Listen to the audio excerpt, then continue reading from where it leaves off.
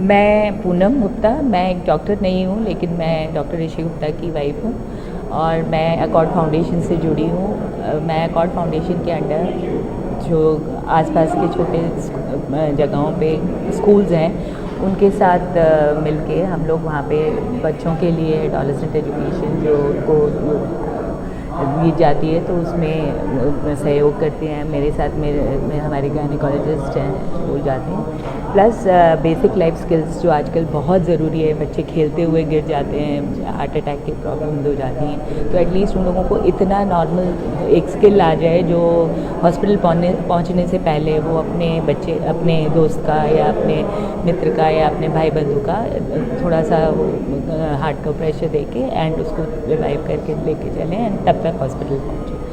अन्य कौन कौन सी एक्टिविटी हैं जो अकॉर्ड फाउंडेशन के द्वारा आजकल की जा रही है? उसके अलावा अकॉर्ड फाउंडेशन अभी एनीमिया का एक बहुत विस्तार प्रोग्राम शुरू करने वाला है जो उसके तहत हम लोग स्कूल्स आसपास के गाँव को अडॉप्ट करेंगे और उसमें जो महिलाओं को बेसिकली सबसे ज़्यादा ये प्रॉब्लम एनीमिया महिलाओं में ज़्यादा पाया जाता है, तो वहाँ यंग गर्ल्स को और महिलाओं को किस तरीके की प्रॉब्लम्स की जांच की जाएगी?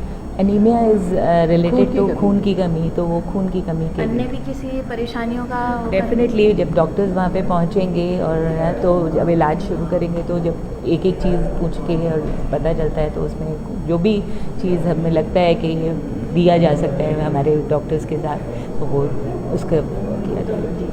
मैम आपका परिचय? मैं डॉक्टर दिव्या हूँ, गायनेकोलॉजिस्ट हूँ, ऑब्स्टेट्रिशियन और इनफर्टिलिटी स्पेशलिस्ट हूँ accord super speciality hospital greater. आप किस तरीके से अकॉर्ड फाउंडेशन से जुड़ी हैं? अकॉर्ड फाउंडेशन के जो हमारा जो प्रोग्राम जैसे मैंने बताया रीचिंग द अनरीचेबल, मैं इनफैक्ट सारे प्रोग्राम में किसी न किसी रूप का हिस्सा बन गई हूँ। स्कूल में जो एडोलेसेंट हेल्थ पे हम लड़कियों को बताते हैं कि नॉर्मल मेंस्ट्रुअल हाइजीन के बारे में बताते हैं, उसके बाद उनको सेल्फ कि एडुकेशन का क्या महत्व है उनके लाइफ में। और बिकॉज क्योंकि बॉयज़ के लिए तो ये अंडरस्टूड होता है कि लड़के जब पैदा ले रहे हैं तो उनको काम करना है, उनको अपने पैरों पे खड़े होना है। लड़कियों को ये बात कहीं ना कहीं नहीं पता होती है, तो उनको एडुकेट करना इसके बारे में कि उनको भी सेल्फ रिलायंट होना बहुत ज़रूरी है और उसके लिए पढ़ाई तो जो कर सकती है वो करे, स्किल डेवलपमेंट उसके लिए भी हम लोग काफ़ी कुछ कर रहे हैं।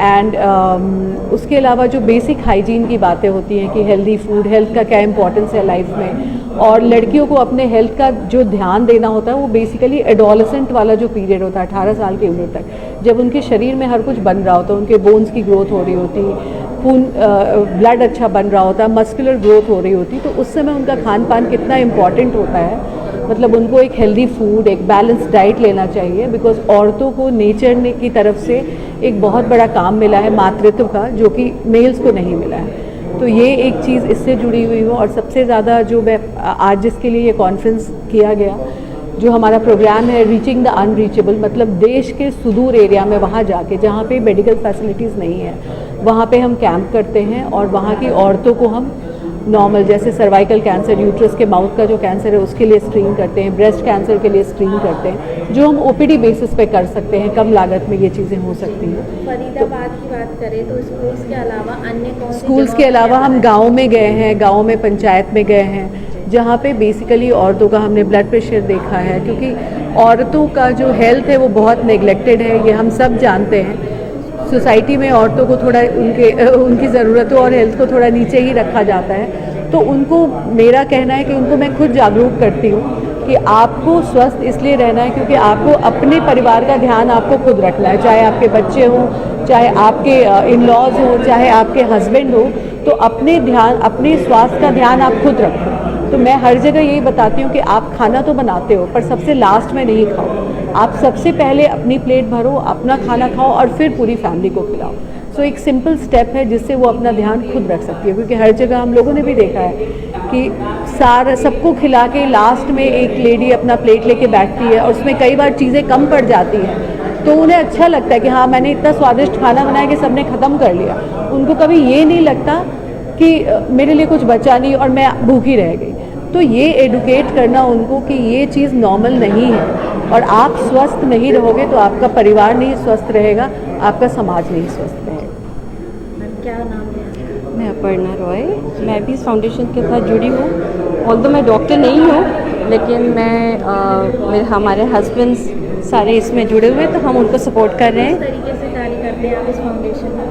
किस तरह से किस तरीके से काम करते हैं? काम करते हैं हम बेसिकली, देखिए जो जो प्रोग्राम्स हो रहे हैं हम सब में पार्टिसिपेट कर रहे हैं। हम उन लोगों को हेल्प कर रहे हैं इन रिगार्डिंग, लाइक स्कूल में जनी जो मेडिकल अवेयरनेस के प्रोग्राम चल रहे हैं। अभी फ्यूचर में एनीमिया का प्रोग्राम स्टार्ट होने वाला है, तो वहाँ पे हम विलेजेस को, जैसे डॉक्टर ने बताया, डॉक्टर दिव्या ने, कि हम अडॉप्ट करेंगे, उनके हीमोग्लोबिन चेक करके, फिर जो भी प्रोसेस होता है उनको पहले उनको डीवर्मिंग भी आई थिंक उनको सिखाया जाएगा, डीवर्मिंग करके, and then finally the anaemia will be treated. So basically एक village at a time adopt करेंगे, उनको एनीमिया फ्री करेंगे, and then we move to the next जो प्रोजेक्ट। ये कैंप लगाए जाते हैं ये निःशुल्क होते हैं या इसके लिए कुछ फीस चार्ज? वो निःशुल्क तो डेफिनेटली सारे प्रोग्राम निःशुल्क होते हैं।